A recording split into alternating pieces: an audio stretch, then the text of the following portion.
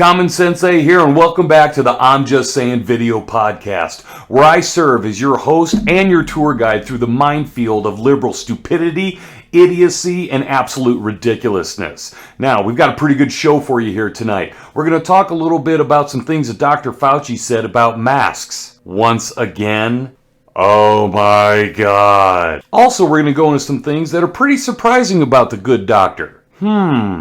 What could it be? I'm glad you asked. Once again, I got my Black Rifle coffee. I'm pumped up. Let's do it. So from the category of, oh my God, is this guy still here? Comes Dr. Fauci running his mouth about masks again. We've been through this a million times. Wear a mask. Don't wear a mask. We shouldn't wear a mask. Wear 3 masks, 4 masks, 6 masks. Do we wear masks 6 feet, 3 feet? Who knows? So now Fauci says, hey, we're probably going to have to get used to wearing seasonal masks. Now, this is the same guy that at the very beginning said that about 10 to 15 days, we're going to have to just wait that amount of time for this to level out. It is now over 1 year later. This guy has no idea what he's talking about. Now, I understand he's supposedly the expert. And I don't know if you knew this, but Dr. Fauci is the highest paid government employee in the country. What? That's right. More than the president, more than the Speaker of the House, more than anybody in Congress. He is the top paid government employee in the country. Now, Tucker Carlson did a piece tonight on Dr. Fauci, but before we get into that part, he also did a little piece on the guy that's running the program for the pandemic for the Biden administration. Now, let me ask you a question. If you're going to put somebody in charge of something very important, I don't know, maybe like a global pandemic, you would want somebody that kind of had an idea of what they were doing, like a doctor or a scientist or something like that, right? Makes sense. It would be common sense. This guy isn't a doctor. He's not a scientist, has no scientific background, has no medical background whatsoever. So check this out. That the White House, that is supposedly so committed to science, chose as its head COVID coordinator a man with no background at all in science or medicine. His name is Jeffrey Zients. Zients ran Joe Biden's presidential transition team. That's his qualification. He's a former management consultant from Bain who sat on the board of Facebook. Jeffrey Zients is a political operative. That's who's overseeing COVID response for Joe Biden. The good news is, because Jeffrey Zients is not even close to being an actual scientist, he doesn't talk like one. Occasionally, he says things whose significance the rest of us can understand clearly. Listen to Jeffrey Zients from CNN yesterday, and it becomes very clear how the White House understands this pandemic. Watch. The light at the end of the tunnel is brighter and brighter. Let's keep up our guard. Let's follow the CDC guidance. And the CDC guidance across time will allow vaccinated people more and more privileges to take off that mask. John Willis. You'll allow more and more vaccinated people privileges to take off their mask? Hey, brainchild, we have the right not to wear a mask, you moron. Who is this guy? What a dumbass. If there's anybody out there that doesn't see the writing on that wall, then you're just not looking. The federal government doesn't give you the privilege not to wear a mask, okay? There's this thing called the Constitution. And the Constitution does not give the federal government all power over all people. It just doesn't. In fact, it's there to limit federal power. It's there to limit government. It was there to keep government from overstretching and getting into our lives where it shouldn't. And this is a perfect example of where it shouldn't. Okay, enough of that clown. I digress. So Tucker Carlson also goes on later in this piece to talk about Dr. Fauci. Now, one of the interesting things about Dr. Fauci is he is the head director of the National Institute for Allergy and Infections. We already know that. If you don't, you do now. Now, why is that interesting? We'll get to that in a moment. The other thing that you need to know, however, is that the Wuhan Institute of Virology in China was specifically working on experiments, gain-of-function experiments, which essentially takes bat viruses and makes them more contagious to humans. Hence the current coronavirus. Think I'm a conspiracy theorist? Think I'm making it up? Think again.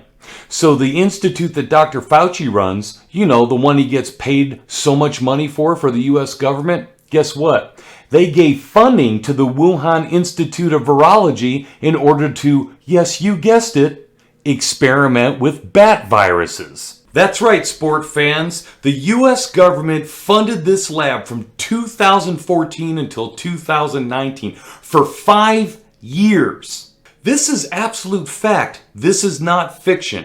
In fact, a guy named Nicholas Wade, who served 30 years for the New York Times as their science editor, just recently did a piece on this. The evidence is overwhelming and indisputable. Check out what Tucker Carlson had next.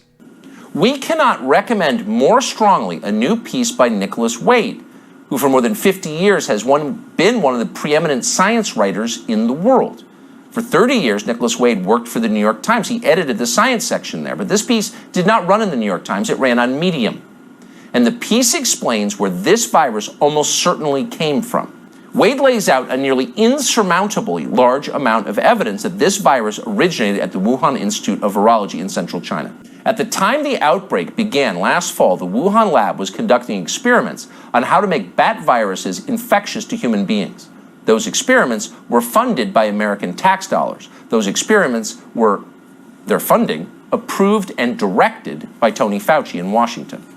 By Tony Fauci. That is hard to believe, but it's true, and the piece lays it out. Now, those are just a couple of clips from Tucker Carlson's piece on the whole Fauci thing. I highly, highly recommend that you go and check out the entire show that he did on this. It's extremely informative, and quite honestly, it's scary.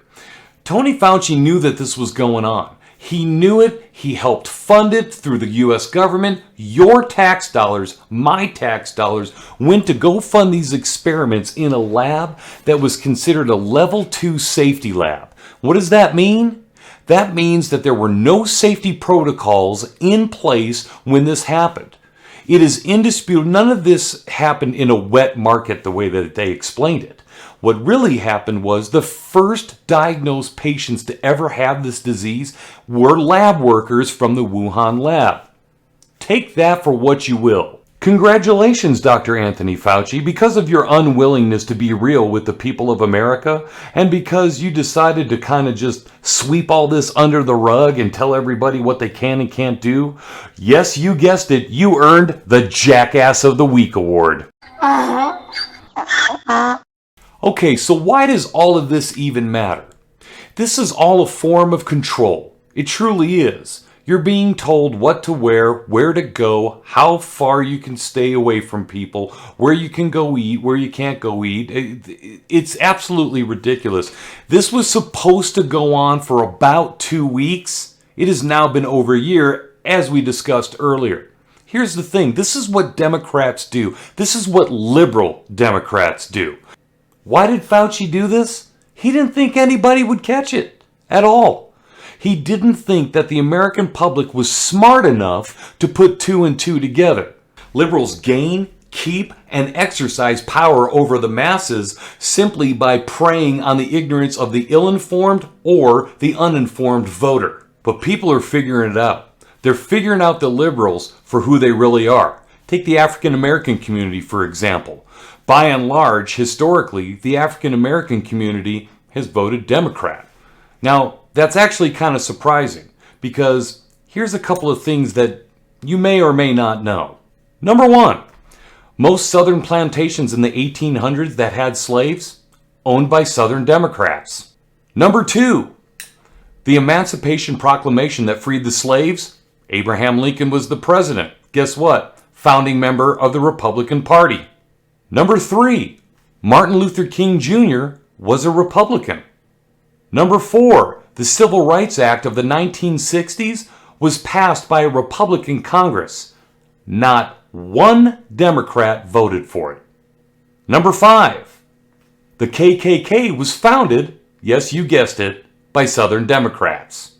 I think we're all starting to see a trend here, but if not, then take this last piece of factual information and hopefully that'll kind of speed things along for you. Number six, The Jim Crow laws of segregation in the South? Implemented by Southern Democrats. You know, if liberalism is so awesome, how do you explain the disaster that is every liberal city in the United States? What do they all have in common? High taxes, high crime. Chicago's a shooting gallery. Los Angeles is falling apart at the seams, and they have a DA that is more of a defense attorney than he is a prosecutor. Look at San Francisco. While Nancy Pelosi is living in her mansion surrounded by walls, drinking her unicorn fairy dick juice from Starbucks, there's homeless people and drug addicts everywhere. Portland's burning to the ground. Seattle's in absolute disarray. New York City's crime level is through the roof, along with Boston, Atlanta, Philadelphia. Are you starting to get the picture here? Every one of these places has high taxes, yet they're all broke.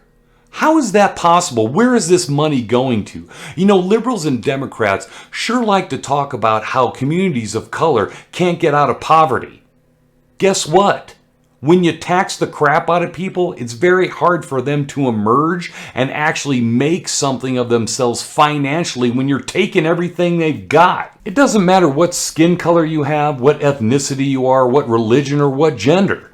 None of that matters to them. The only thing that matters to liberals is votes. And the reason that votes matter is because votes equal power. They don't care about your best interests. They don't care about your health. They don't care about your welfare. They don't care about your education. They don't care about any of that.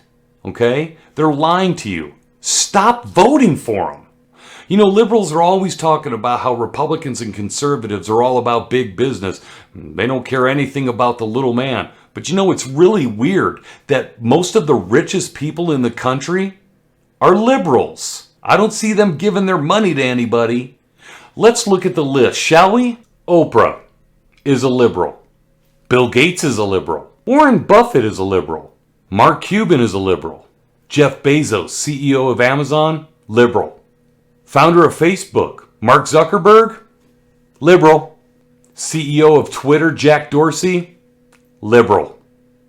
Look at all these folks in Hollywood. About 99.8% of them are liberals. Yet they're filthy rich.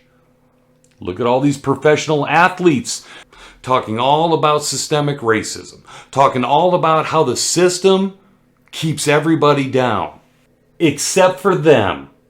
Former First Lady Michelle Obama talked about systemic racism and how she worries about her 2 daughters when they drive alone because, quite honestly, she's afraid they might get hurt by police. Every time they get in a car by themselves, I worry about what assumption is being made by somebody who doesn't know everything about them. Michelle Obama is getting candid about the fear she has for her 2 daughters every time they leave the house.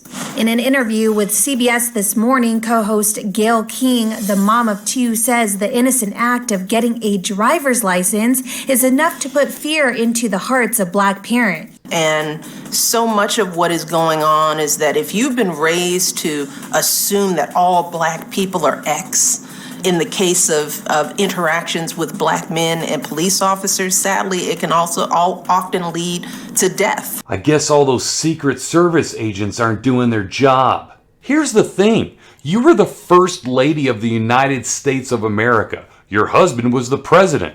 For 2 terms. You both had the opportunity to do something to unite our country. Did you? No. Yeah, that systemic racism didn't work out too well, at least when your husband became president and you were the First Lady. Twice. She would have been a great candidate for Jackass of the Week. However, I already gave it to Comrade Fauci. Hey, check me out on Twitter, Facebook, and Instagram. The links are right below. Also, make sure you hit that subscribe button and notification button, and you'll get notifications when I post new content. That's all the time I have for tonight for this episode of the I'm Just Sayin video podcast. Thanks for tuning in. I'm the CommonSensei. We'll see you next time.